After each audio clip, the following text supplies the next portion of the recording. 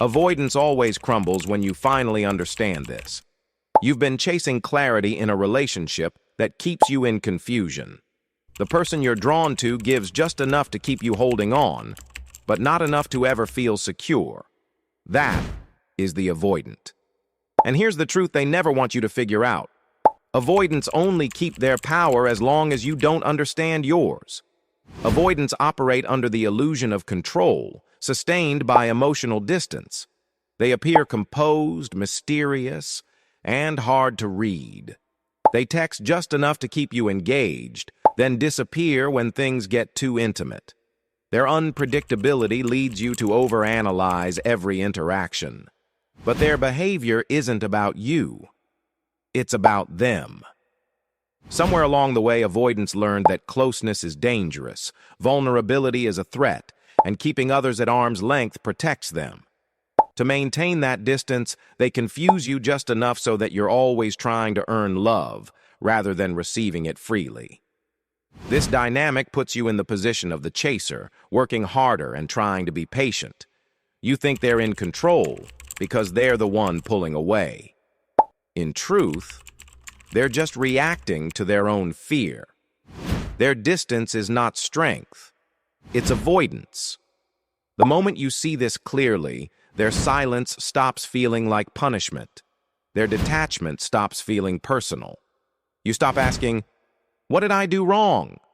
and start asking, "Why do I keep accepting so little?"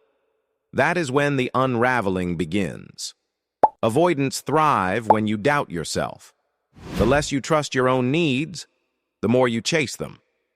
But once you understand that their behavior is rooted in fear, not truth, their power starts to dissolve. They aren't distant because they're wiser or more secure. They're afraid of being seen, of being known, of love costing more than it gives. Once you understand this, their distance stops being alluring. You see it as the coping mechanism it is, and everything starts to change. Your attention is the currency that keeps the avoidant dynamic alive. They might act indifferent or detached, but they notice your attention. Every time you reach out, try to fix the silence, or stress over what to say, you give them power. They don't need to engage because your pursuit says it all. They matter more to you than you do to yourself. That's how the cycle continues. You feel anxious, they pull away, and instead of protecting your peace, you try harder. You tell yourself it's love or patience, but it's usually fear. Fear of loss, rejection, or not being enough. Avoidants feed off that imbalance. It validates their belief that closeness is unsafe, and control comes from keeping you just one step behind. Your attention becomes their emotional safety net. They don't have to show up fully. They know you'll do the emotional labor. But when you realize your energy is a resource, not a free handout, you begin to change the game. When you stop explaining yourself, stop reaching out in the silence, stop rewarding emotional distance, the message becomes clear. I matter too. This message is foreign to avoidants. They're used to being chased, not challenged. When your self-respect becomes louder than your need for validation, they feel the shift. You're not punishing them. You're just not rewarding inconsistency anymore. You start seeing how much of your energy went into trying to be chosen by someone who never gave you certainty. And from that awareness, you reclaim that energy, not out of bitterness, but with clarity. The person who wins in love isn't the one who gets the most attention. It's the one who values their own enough not to waste it. Detachment is not coldness. It's reclaiming your emotional balance. When you stop letting someone's inconsistency dictate your worth, the avoidant loses control. Their power lies in your reactivity. But once you detach, their ability to shake you disappears. When entangled with an avoidant, every silence feels personal. Every delay in response feels like a punishment. You wait, hoping that if you're patient or loving enough, they'll come around.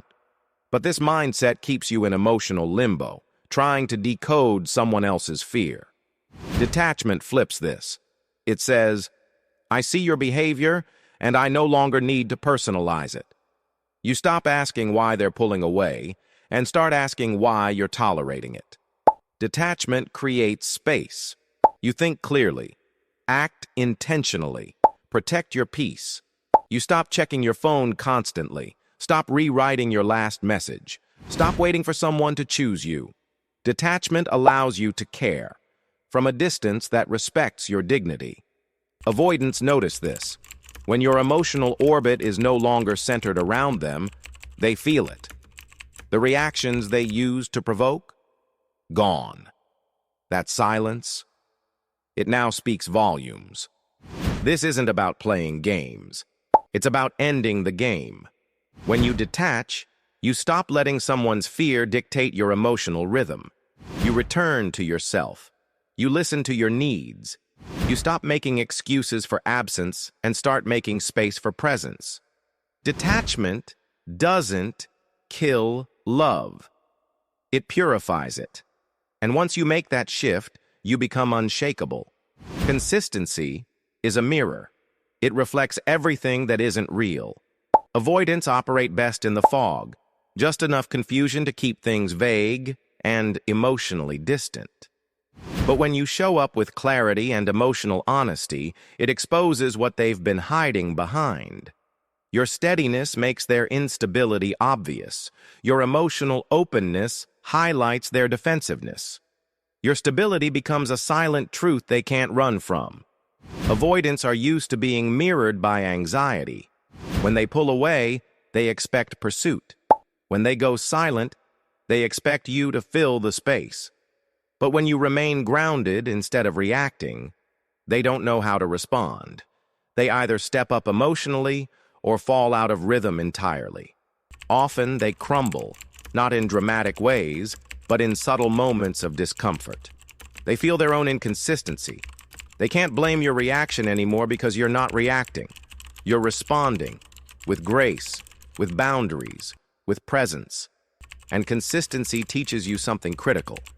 It shows you who someone is, not who they could be. You stop clinging to potential. You start watching patterns. You see what they choose, again and again.